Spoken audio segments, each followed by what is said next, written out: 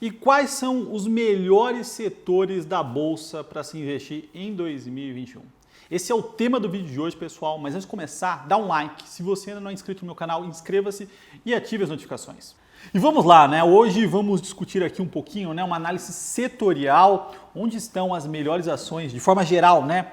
Quais setores serão os melhores, ou os que devem ter, né, o melhor desempenho em 2021, em função de uma construção de cenário aqui que a gente vai tentar desenhar. Então, o que eu estou fazendo aqui nada mais é do que um pouco da análise top-down, que eu sempre falo, né? Começa pelo topo e chegando, né, afunilando até os melhores ativos. Já tratei aqui algumas ações que eu gosto bastante para 2021, mas hoje a gente vai fazer essas discussões aqui sobre o lado do setor, tá? Bom, se a gente pegar 2020, né? Onde tivemos crescimento, né? Crescimento como setor, como economia, de fato. A gente viu isso no e-commerce e empresas de tecnologia. Dado a falta de mobilidade, né, em função das restrições, as pessoas utilizaram muito mais o e-commerce e, consequentemente, né, plataformas de tecnologia para conseguir fazer esse tipo de aquisição. Então, nesses setores, nós vimos um crescimento que, com uma tendência de normalização, tem acontecido uma migração.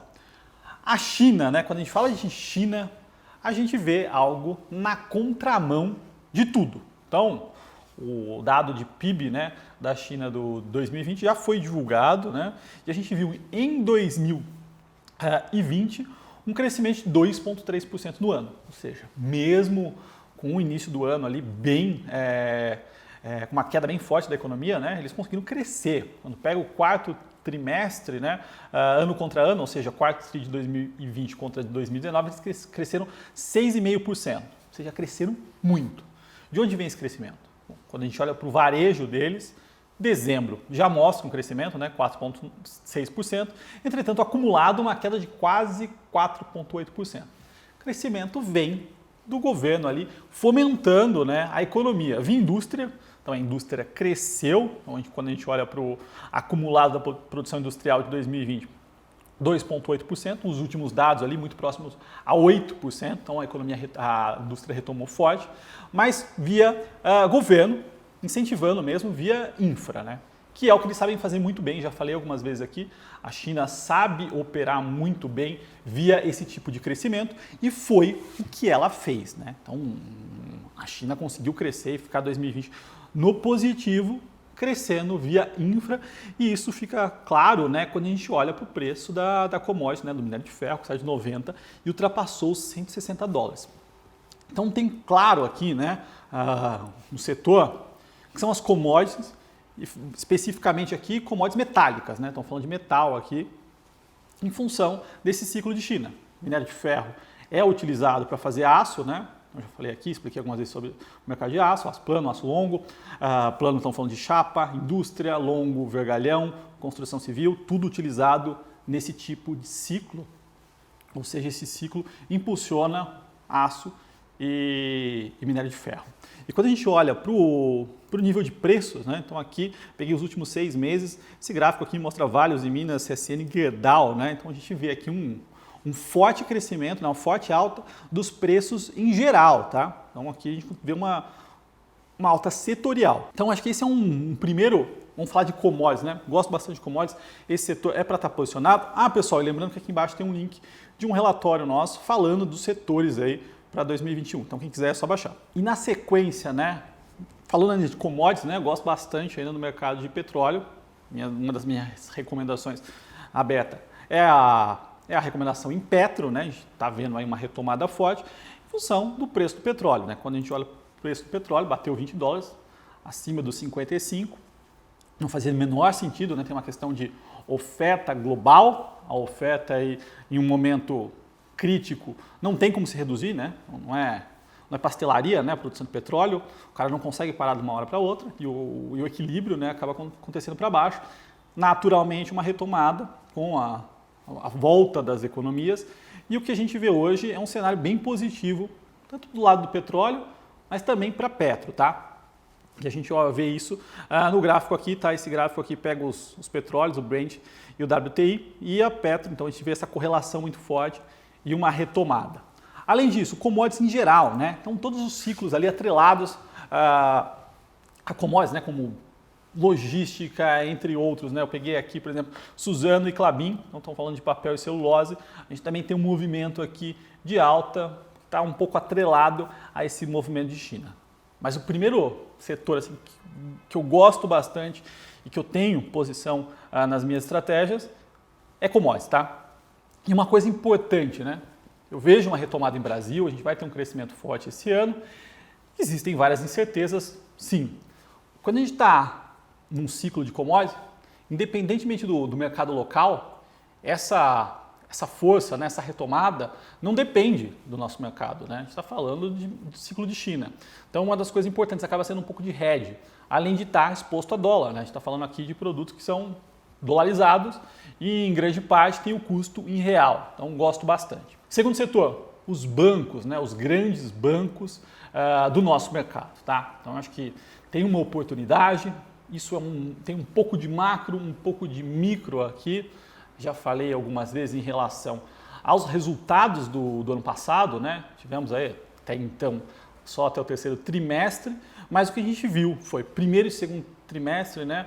Resultados bem fracos, com queda de lucro entre 40% e 50%, sempre em função das provisões. Né? As provisões explodiram em 2020, mas eu analisei aqui resultado a resultado, né, com vocês e vocês viram. Todas as provisões foram excedentes, não foram provisões por calote, né? O calote não aumentou. Quando você pega o índice de inadimplência ali entre 60 e 90 dias, ou mesmo write-off, né, que é quando que o banco acredita que a pessoa não vai pagar mais ali e já joga no balanço marca zero, a gente não viu um aumento desse tipo de número.